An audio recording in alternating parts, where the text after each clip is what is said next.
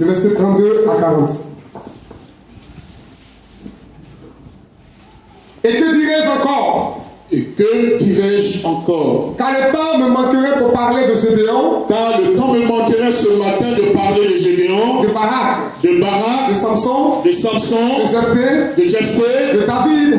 de David, De Samuel. de Samuel Et des prophètes et des prophètes qui, par la foi, vainquirent des royaumes. vainquirent des royaumes, Exercèrent la justice. exerçant la justice, Obtinrent des promesses. obtinrent des promesses, Fermèrent la gueule des lions. fermèrent la gueule des lions, Éteignirent la puissance du feu. et éteignirent la puissance du feu, Échappèrent au tranchant de l'épée. échappèrent au tranchant de l'épée, Guéris de la maladie. guéris de leur maladie, Furent vaillants à la guerre. furent vaillants à la guerre, Mis en fuite des armées étrangères. mis en fuite des armées étrangères. Des femmes recouvrèrent leur mort Des femmes recouvrèrent leur par mort la résurrection. par la résurrection. D'autres furent livrés au tourment D'autres furent livrés au tourment et n'acceptaient point de délivrance. et n'acceptaient point de délivrance, Afin d'obtenir afin d'obtenir une meilleure résurrection. une meilleure résurrection. D'autres subirent les moqueries D'autres subirent les moqueries et les fouets, et le fouet, les chaînes les chaînes et la prison. et la prison. Ils furent lapidés, Ils furent lapidés, sciés, sciés, torturés. torturés. Ils moururent tués par l'épée. Ils moururent sciés par l'épée. Ils allaient ça et là, Ils allaient ça et là, vêtus de peau de brebis vêtus de peau de brebis et de peau de chair, et de peau de chair, dénués de tout, dénués de tout, persécutés, persécutés, maltraités, maltraités, et et dont le monde n'était pas dit, dont le monde n'était pas dit, errant dans le désert, errant dans le et désert les montagnes, et les montagnes, dans les cavernes, dans les cavernes et les antres de la et terre. les antres de la terre. Tout cela, Tous ceux-là, à la foi desquels à la foi desquels il a été rendu témoignage il a été rendu témoignage. Écoutez bien, la Bible dit tous ceux-là, à la foi desquels il a été rendu témoignage, n'ont pas obtenu n'ont pas obtenu ce qui leur était promis. ce qui leur était promis. Dieu, Ayant en vue quelque chose ayant en vue quelque chose de meilleur pour nous, de meilleur pour nous, afin qu'ils ne parviennent pas afin qu'il ne parvienne pas sans nous à la perfection. à la perfection. Amen. Tous ceux à la foi desquels il a été rendu témoignage. Amen. Alors ici, l'auteur de ce livre, il pose une question. Et que dirais-je encore? Ça veut dire qu'avant cette question, il a eu à dire beaucoup de choses. Et quand vous lisez le chapitre 11 d'Hébreux, vous voyez là qu'il est question des hommes qui ont manifesté la foi. Il est question de la foi. Là, l'auteur nous parle de la foi, ce que c'est que la foi et ce que la foi peut faire. Et dans ce même chapitre, il rend témoignage des gens dans la Bible qui ont manifesté la foi. Des gens qui, par la foi, ont été des vainqueurs.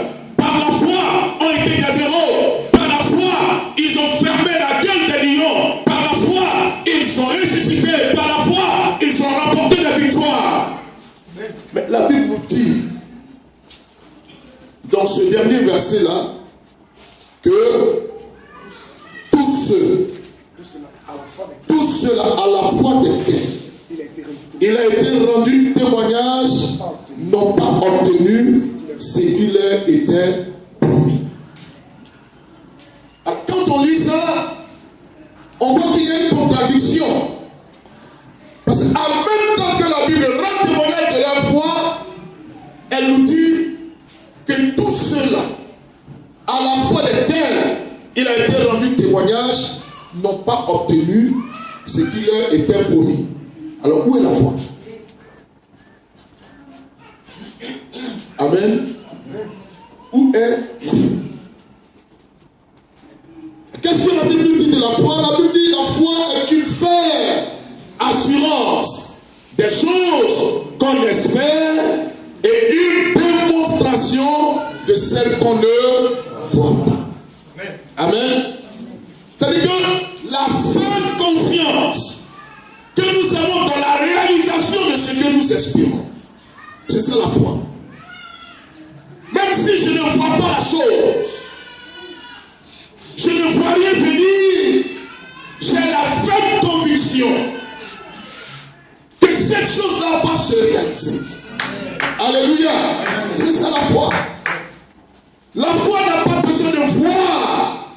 croire. Elle croit sans avoir vu. Alléluia. Et ces hommes dont il a parlé ici, c'est de cette manière qu'ils ont mené leur vie. C'est de cette manière qu'ils ont vécu. Alléluia. Quand vous prenez l'exemple de David, David n'était rien en face de Goliath. David n'était rien. Goliath était un homme entraîné à la guerre. Il était professionnel de la guerre. Mais face à un tel homme, qu'est-ce que le simple, le petit berger pouvait faire? Mais c'est la foi. La foi qui l'a amené à affronter Goliath et de le vaincre. Alléluia. Alléluia. Alors ce matin, je ne vais pas vous parler de la foi de David. Je ne vous parlerai pas de la foi de Samson, de la foi de Samuel et tout ça. Mais je vais vous parler de la foi de Daniel. Amen. La foi de Daniel. Alléluia. C'est de cela que je veux vous parler. Vous savez, la Bible nous dit, sans la foi, nul ne peut être agréable à Dieu. Mettons d'abord les bases. Sans la foi, nul ne peut être agréable à Dieu. Donc si ce matin tu es là, que tu n'as pas la foi, tu n'as pas cette ferme conviction, tu n'as pas la confiance que ce que Dieu a dit va se réaliser, ta présence ici est terre. Vous comprenez? Tu ne peux pas être agréable à Dieu. Tu ne peux pas. Alléluia. C'est pour cela que l'on a dit de prier. Pendant que tu pries, tu ne vois rien. Mais tu crois que Dieu est là, il t'entend. Et si Dieu t'entend, cela veut dire que ce que tu lui as demandé, il te l'a apporté. C'est aussi une dimension de la foi. Amen. C'est aussi une dimension de la foi. Alors nous allons ensemble étudier la foi de Daniel. Comment Daniel a manifesté la foi? Comment est-ce qu'il est devenu un héros de la foi? Est-ce que Daniel était un personnage extraordinaire? Non. Daniel était un homme comme vous et moi. Amen. Il était un homme comme vous et moi. Mais comment cet homme-là est devenu un héros de la foi au point que Dieu fasse des exploits avec lui? Amen.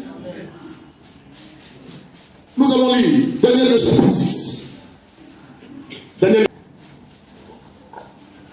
Darius trouva bon d'établir sur le royaume 120 satrapes qui devaient être dans tout le royaume. Il mit à leur tête 3 chefs. Il mit à leur tête 3 chefs. Au nombre desquels était Daniel. Au nombre desquels était Daniel. Afin que ces satrapes, alors, afin que ces ministres-là leur rendent compte. Puissent se rendre compte. Et que le roi ne souffre aucun dommage. Ne souffre aucun dommage.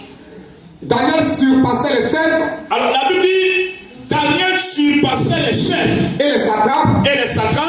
Parce qu'il y avait en lui. Parce qu'il y avait en Daniel. Un esprit supérieur. Un esprit supérieur. Et le roi pensait. À l'établir sur tout le royaume. À l'établir sur tout le royaume. Amen. Amen. Pourquoi est-ce que Daniel avait en lui un esprit supérieur? Pourquoi? Daniel a eu l'esprit supérieur parce qu'il avait Dieu en lui. C'est parce qu'il avait Dieu en lui qu'il avait un esprit supérieur. Parce que vous voyez, quand nous avons le Seigneur en nous, il fait de nous des hommes et des femmes surnaturels. Alléluia. Il fait de nous des hommes et des femmes surnaturels. Ça, il faut le croire. Parce que la Bible dit, par sa divinité,